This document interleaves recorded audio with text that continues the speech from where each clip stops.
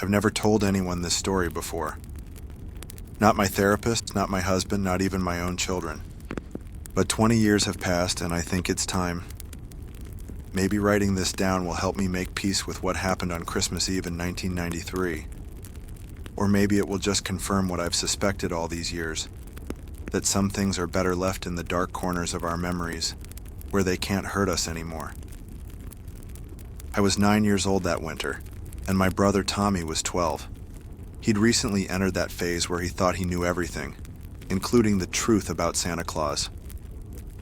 I remember how he'd smirk whenever Mom and Dad mentioned leaving cookies out for Santa, or when they talked about his workshop at the North Pole. That December, he finally told me outright that Santa wasn't real. We were sitting in the kitchen, and he was eating Cap'n Crunch while I decorated Christmas cookies with Mom's leftover frosting. "You know it's all fake, right?" he said, milk dribbling down his chin. "Santa, the elves, all of it. It's just Mom and Dad putting presents under the tree after we go to bed." I didn't believe him, of course. Tommy was just being mean, trying to ruin Christmas like he ruined everything else. The previous year, he'd told me the Easter Bunny wasn't real either, but I'd seen the paw prints in our garden. Well, sort of seen them. They were a bit smudged, but they had to be real, just like Santa had to be real. That's when I came up with what I thought was a brilliant plan. I would stay up on Christmas Eve and take a picture of Santa with my new Polaroid camera, the one I'd gotten for my birthday that year. It was bright pink with rainbow straps, and I'd already used up 2 packs of film taking pictures of our cat Mittens, who'd gone missing a month before Christmas. Mom said she probably just ran away. Our house was one of those old Victorian-style homes in upstate New York, the kind that real estate agents call charming, but really mean ancient. It had creaky floorboards and drafty windows that whistled in the wind, especially during those harsh December nights.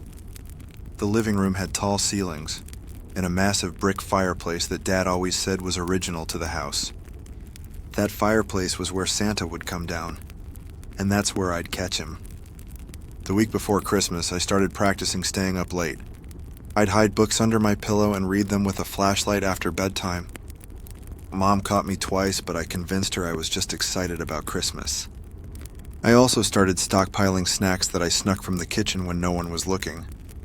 I was determined to stay awake all night if I had to. Max, our golden retriever, always slept in my room. We'd had him since I was a baby, but he was still the best dog in the world.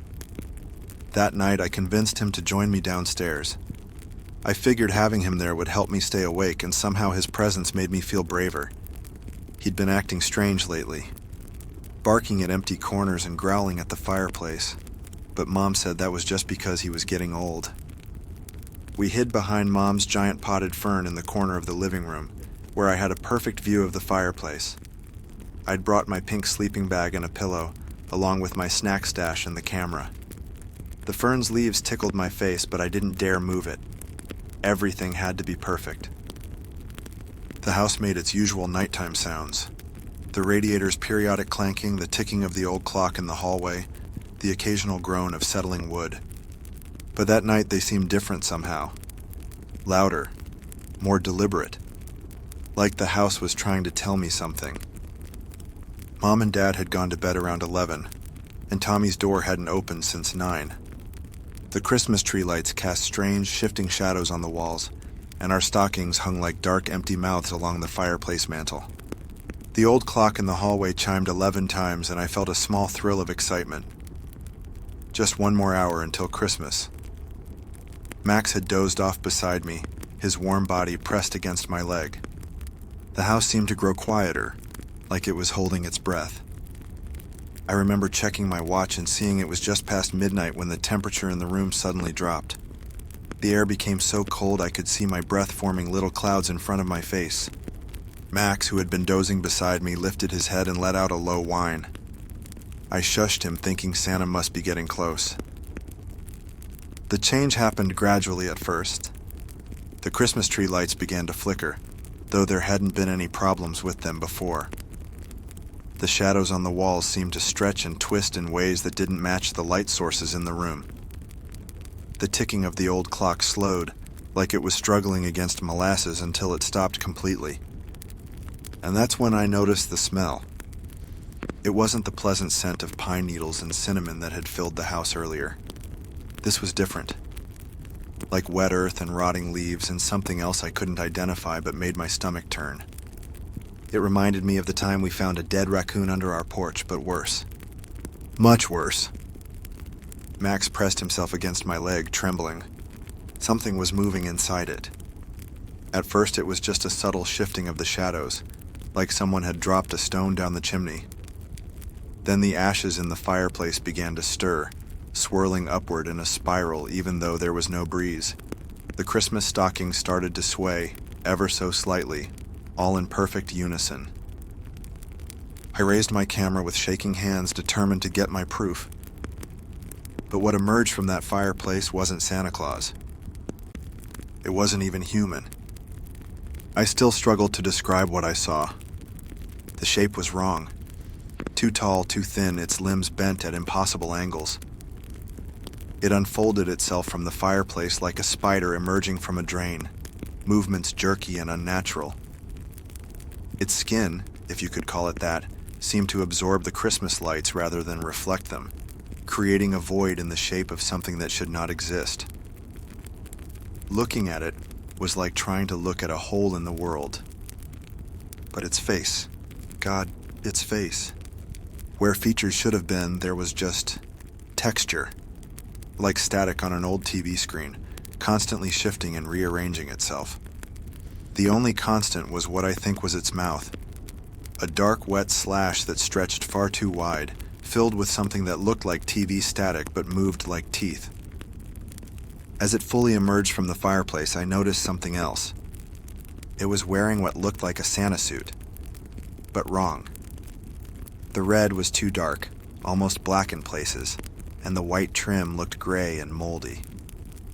The suit hung off its impossible frame like it was draped over a coat rack made of broken angles and bad dreams. Max started growling, and before I could stop him, he lunged forward. I wanted to scream, to call him back, but my voice had frozen in my throat. The camera slipped from my numb fingers as I watched my brave, stupid dog charge at the thing by the fireplace. It moved so fast. One moment it was by the fireplace, the next it was hunched over Max. There was no bark, no yelp, no sound at all except a wet, awful clicking noise that reminded me of the time Tommy had played with Mom's sewing machine when he wasn't supposed to. I pressed my hands over my mouth to keep from screaming, tears streaming down my face as I watched my dog disappear into that impossible mouth. After Max was gone, the thing straightened up. It seemed taller now, its movements more fluid. It turned its head. Too far, much too far, and I swear it looked right at me behind the fern. The static of its face seemed to freeze for a moment, forming what might have been a smile. Then it reached into the old-fashioned sack it carried, when had it gotten that, and pulled out something that made my heart stop. It was a collar. Mitten's collar, the one she'd been wearing when she disappeared. The bell made no sound as the thing dangled it in the air. I don't remember running upstairs. I don't remember getting into bed or pulling the covers over my head. The next thing I do remember is Mom shaking me awake on Christmas morning, asking where Max was. We searched the whole house, the yard, the neighborhood. We put up missing dog posters. Dad drove around for hours calling his name. They all assumed he had somehow gotten out during the night. Tommy said I must have left a door open when I let him out for a bathroom break. I didn't correct them. I couldn't. Who would believe a 9-year-old story about a monster coming down the chimney? The Polaroid camera was never found. Mom thought I must have misplaced it somewhere, and eventually they stopped asking about it. We moved away the following summer, after Dad got a job offer in another state. I didn't protest. I never told them about finding Max's collar in the fireplace a week after Christmas, covered in soot and bent at an impossible angle. I'm a mother now with children of my own. Every Christmas Eve I make sure all the doors are locked, all the windows are secured. I tell my kids that Santa prefers to use the front door and that our chimney is too small for him. They think I'm being silly. Sometimes on cold December nights when the wind howls just right, I catch a whiff of that smell. wet earth and rotting leaves. When that happens, I hold my children a little closer and remind myself that the thing in our old living room was real. I know because I saw it. I know because it took Max. I know because every Christmas Eve I check our security cameras, and without fail they stop working at exactly midnight. And I know deep in my heart that it wasn't looking for cookies that night. It was looking for something else entirely. Something small, something young, something that still believed. Last week my daughter told me her brother said Santa isn't real. She asked me to help her prove him wrong. She wants to stay up on Christmas Eve with her new digital camera. I told her no, of course. But I saw the look in her eyes. The same determined look I had all those years ago. And now as Christmas approaches, I lie awake at night, listening to the wind in our chimney, wondering if belief is like a beacon in the dark. Wondering if it's watching, waiting, hungry for another child who wants to prove Santa is real. Because sometimes late at night, I swear I can hear a faint clicking sound coming from our fireplace. And sometimes when I look at our Christmas tree lights just right, I see shadows moving in ways they shouldn't. And sometimes I think I see static in the dark.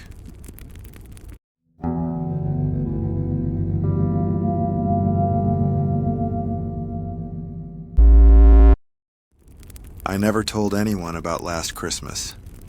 For months I've been trying to convince myself it was just stress, or maybe exhaustion from all the holiday preparations.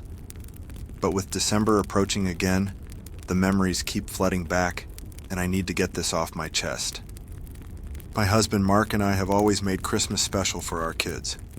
It's our thing. Staying up late on Christmas Eve, arranging presents under the tree after they've fallen asleep, then watching their faces light up in the morning. Simple traditions that make life sweet. Last year started the same way. We'd hidden the kids' presents in our garage, wrapped and ready. After Emma and Jake finally dozed off, we started our usual routine. Mark grabbed the bike for Emma, and I carried Jake's dinosaur collection. But when we reached the living room, we froze. There were already presents under the tree. At first I thought Mark had started without me, but his confused expression mirrored mine. 3 perfectly wrapped packages sat there, each tied with a silver ribbon I'd never seen before. The paper had this vintage pattern, little angels with golden wings, the kind my mom used to buy in the 90s. My hands trembled as I reached for the closest gift. The tag simply read, "For Emma, from Auntie Jenna."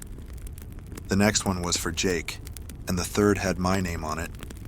Same signature, same handwriting. Here's the thing about Auntie Jenna. She died 15 years ago on Christmas night when her car hit a patch of black ice. I was 19 when it happened. She was 23 and had just finished college.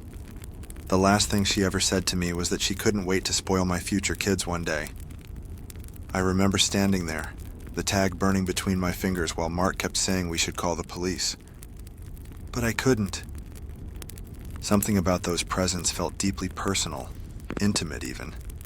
The wrapping paper was exactly like how Jenna would have wrapped it, and the handwriting, I'd know my sister's messy scrawl anywhere.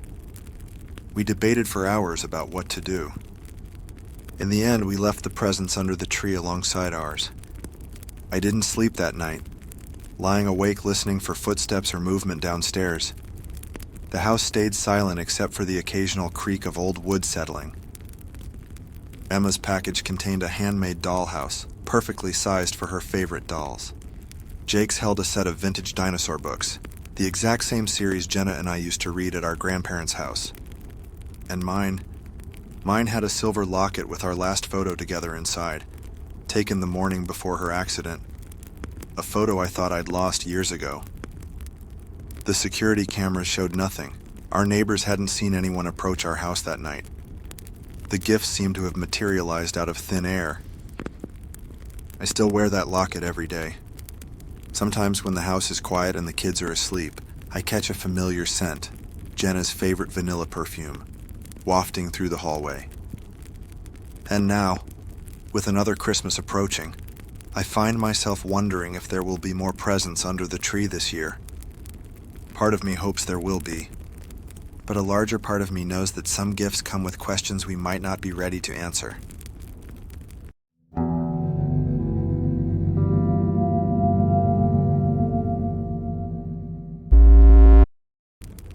They say winter nights are the longest, but I never really understood that until last Christmas. The season was unusually harsh that year, blanketing the town in a suffocating layer of snow and cold. It felt as though the frost had crept into every corner of my life, even before the strange events began. I had rented a small cabin on the outskirts of town to escape the noise and chaos of the city, to find some semblance of peace during the holidays. Instead, I found something else entirely. The cabin was modest but charming, nestled in a clearing surrounded by dense woods. It was the kind of place that could have been pulled straight from a holiday postcard, complete with icicles hanging from the eaves and a gently smoking chimney. The first few days were idyllic. I spent my time reading by the fire, sipping hot chocolate and occasionally venturing outside to enjoy the clean air. But then I saw it, the snowman. I hadn't built it, that much I was certain of. It was there one morning, standing in the middle of the yard facing the cabin. At first glance it seemed ordinary enough. 3 uneven snowballs stacked atop one another. A crooked carrot for a nose and small black stones for eyes and a mouth. Its arms were made of gnarled branches and someone had draped a tattered red scarf around its neck. I assumed a passing neighbor had built it, though the nearest house was a good mile away. I even laughed at the thought. It seemed harmless, a playful reminder that I wasn't as isolated as I had thought. By the next morning, however, the snowman had moved. It wasn't far, just a few feet closer to the cabin, but it was enough to unsettle me. The tracks in the snow were clear, as though someone had dragged it forward. I considered the possibility of mischievous kids or even animals, though neither explanation made much sense. The snow was pristine, except for the trail the snowman had left behind, and there were no footprints, human or otherwise. The days that followed blurred into a haze of mounting dread. Each morning the snowman was closer, its hollow black eyes fixed on the cabin. By the 4th day it was at the edge of the porch. I tried to rationalize it. Maybe someone was playing a prank. Maybe I was imagining things. I even considered the idea that I had been sleepwalking, though I had never done so before. Still, the thought didn't bring me any comfort. If anything, it made things worse. One night, unable to sleep, I decided to stay up and watch. The fireplace cast flickering shadows across the walls as I sat by the window, a blanket draped over my shoulders. Hours passed, and the snowman didn't move. The snow outside glittered under the moonlight, undisturbed. I began to feel foolish, and maybe I had overreacted. Maybe it was just a snowman and the fear was all in my head. Just as I was about to turn away, I saw it. The snowman's head tilted slightly as if it were looking up at me. I froze, my breath catching in my throat. Then almost imperceptibly, it moved. It didn't walk exactly. Instead, it glided, its base leaving a smooth trail in the snow. It stopped at the bottom of the porch steps, and for a moment everything was silent. The only sound was the faint crackling of the fire behind me. Then the wooden steps creaked. I'm not ashamed to admit that I panicked. I grabbed the fire poker and flung the door open, ready to confront whoever or whatever was out there. But the snowman was gone. In its place was a puddle of water, as though it had melted instantaneously. I stared at the spot for what felt like hours, the cold biting at my skin, before retreating inside and locking every door and window. I didn't sleep that night. The next morning I decided to leave. I packed my bags and loaded them into the car. But when I turned the key in the ignition, the engine sputtered and died. I tried again and again, but the car refused to start. It didn't make sense. I had just driven it the day before. I checked my phone, but there was no signal. Even the landline in the cabin was dead. It was as though something, or someone, didn't want me to leave. When I stepped back outside, the snowman was there. This time, it was standing directly in front of the car, blocking the path. Its expression had changed. The mouth, once a simple curve of stones, now formed a jagged, menacing grin. The black eyes seemed deeper, darker, as though they could swallow the light. I didn't approach it. I didn't dare. I ran back and barricaded myself inside the cabin. I pushed furniture against the doors and windows, though I doubted it would make any difference. The snowman didn't move, but its presence was suffocating. I could feel it out there, watching, waiting. The hours dragged on, each one heavier than the last. Around midnight, the power went out, plunging the cabin into darkness. I lit candles and huddled in the corner, gripping the fire poker like a lifeline. The tapping began soon after. At first it was soft, almost gentle, like someone knocking at the door. Then it grew louder, more insistent. The sound echoed through the cabin, coming from every direction. The walls seemed to vibrate with it, and I could feel my sanity slipping away. I screamed for it to stop, but the tapping only grew louder, more frenzied. And then, just as suddenly as it had started, it stopped. The silence was worse. It was oppressive. A void that seemed to suck the air from the room. I stayed where I was, too afraid to move. Hours passed, though it felt like days. When the first light of dawn finally broke through the windows, I dared to peek outside. The snowman was gone. I didn't waste any time. I grabbed my bags and set off on foot, trudging through the snow toward town. The cold was brutal, but fear kept me moving. When I finally reached the nearest house, I collapsed on the porch, barely able to speak.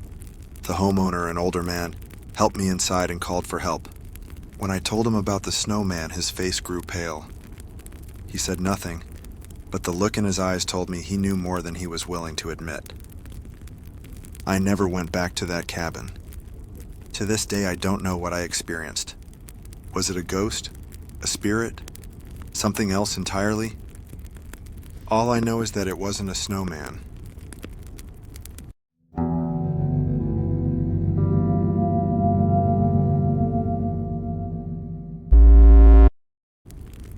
The decision to take a seasonal job as a mall Santa was one of pure desperation.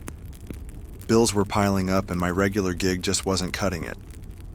It wasn't glamorous, but I figured it'd be easy enough. Smile for the camera, hand out candy canes, and endure a few hours of sticky-fingered kids clambering onto my lap. How bad could it be? The costume was waiting for me in the break room when I arrived on my first day. It looked old, the kind of old that doesn't come with charm or nostalgia, but rather a faint smell of mildew and a greasy sheen. The fabric was heavier than I expected, and the inside was lined with something that felt rough against my skin, almost like burlap. I shrugged it on and adjusted the belt, feeling an immediate sense of discomfort.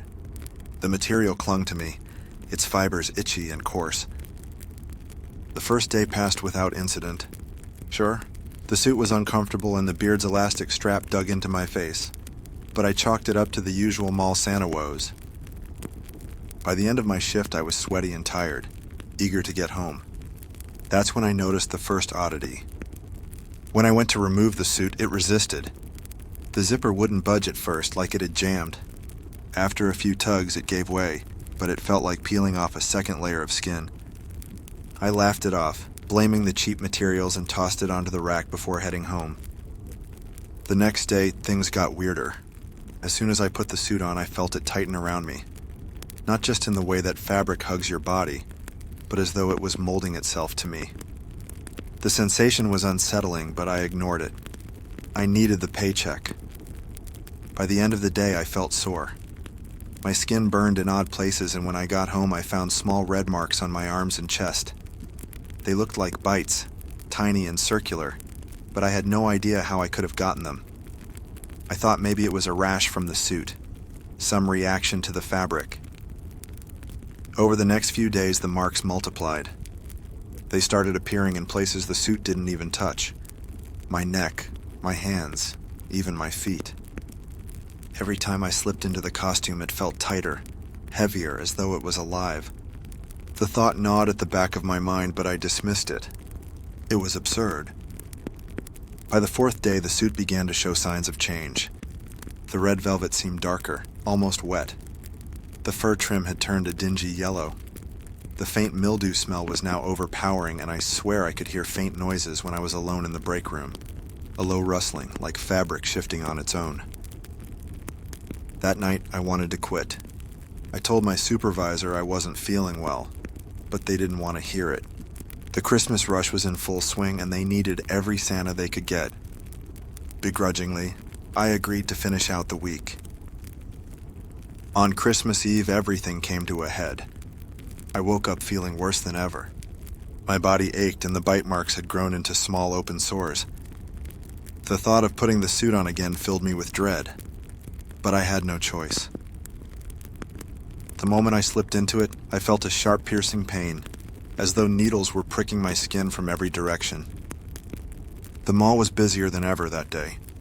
Parents and kids swarmed the Santa display, and I felt trapped, suffocated by the heat of the lights and the constant noise. By the time my shift ended, I could barely move. My body felt like it was being squeezed in a vise. In the break room, I tried to take the suit off, but it wouldn't budge. The zipper was gone, vanished as though it had never been there. I tugged at the fabric, desperate to free myself, but the harder I pulled, the tighter it clung.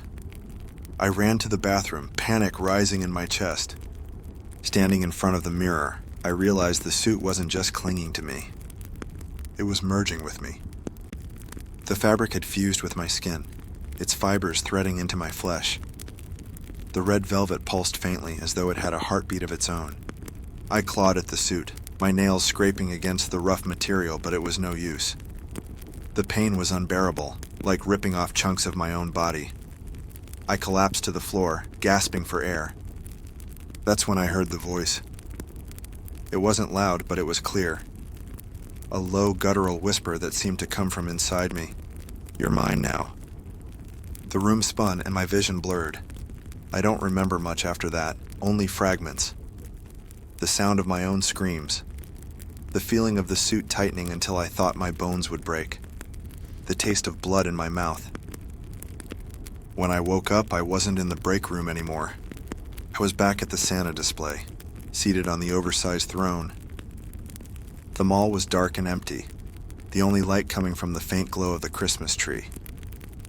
I tried to move, but I couldn't. My body was stiff, unresponsive. That's when I saw my reflection in one of the shiny ornaments. The suit had consumed me completely. My skin was now the fabric, my face hidden beneath the grotesque mask of the Santa beard and hat. I wasn't wearing the suit anymore. It was wearing me. And then the children came. Not the laughing, cheerful kids from before, but something else. Their faces were pale, their eyes black pits. They surrounded me, their small hands reaching out, their voices chanting something I couldn't understand. I don't know how long I've been here.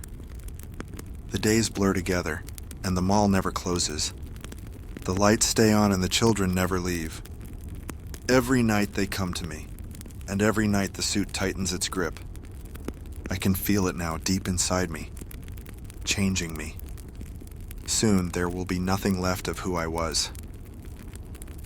If you ever see a Santa with a suit that seems a little too lifelike, don't get too close. And whatever you do, don't sit on his lap.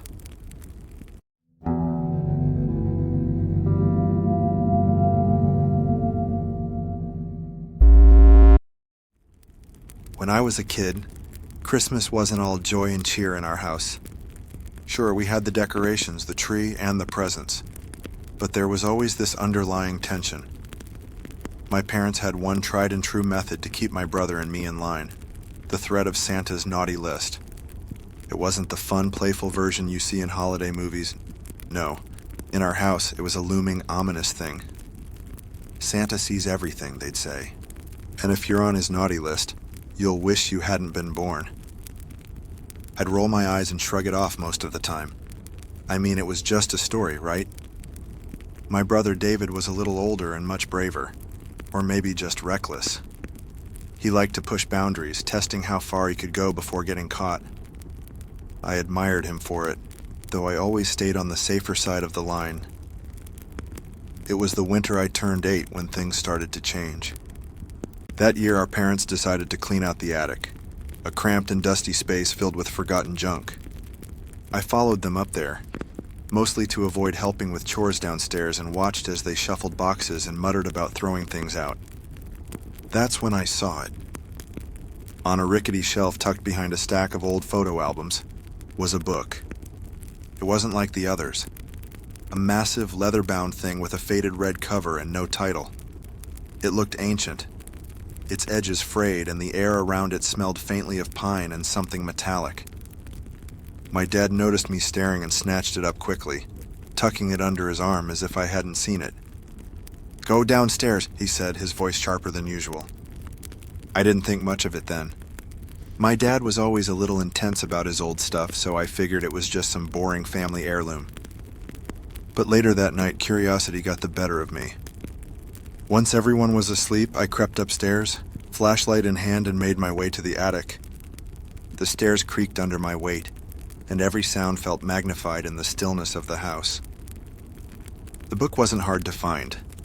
My dad had left it sitting on an old wooden chest in the corner. I hesitated before opening it. Something about it felt wrong. The leather was cold to the touch, and the air around it seemed heavier somehow. But I was 8 and fearless in the way only kids can be, so I flipped it open. The pages were thick and yellowed, filled with rows of names written in spidery black ink. Each name was followed by a date, and beneath that a list of punishments. That's the only word I can use to describe them. My brother's name was on the list. I stared at it, my hands trembling as the words blurred in front of me. David Thompson, December 25th. The punishments beneath his name were things I couldn't fully understand then, but would haunt me for years. Isolation, removal, oblivion. I flipped through the pages, desperate to find my own name, but it wasn't there. At least, not yet. I shoved the book back where I'd found it and ran back to my room, my heart pounding in my chest. I told myself it was just a prank, something my dad had made up to scare us. But deep down, I knew it wasn't. The ink was too vivid, the pages too old, and the air around it too heavy with something I couldn't explain. That Christmas morning, David was gone. My parents acted like nothing had happened. There were presents under the tree with his name on them, but when I asked where he was, they just stared at me, their faces blank. It was as if he'd never existed. His room was empty, his things gone. I begged them to tell me the truth, but they refused to even acknowledge he'd ever been there. The years that followed were a blur. My parents grew colder, more distant, as if the joy had been drained from them. I tried to forget about the book, to convince myself that David had simply run away, that my parents were too ashamed to admit it. But the nightmares wouldn't stop. Every Christmas Eve I dreamed of that book.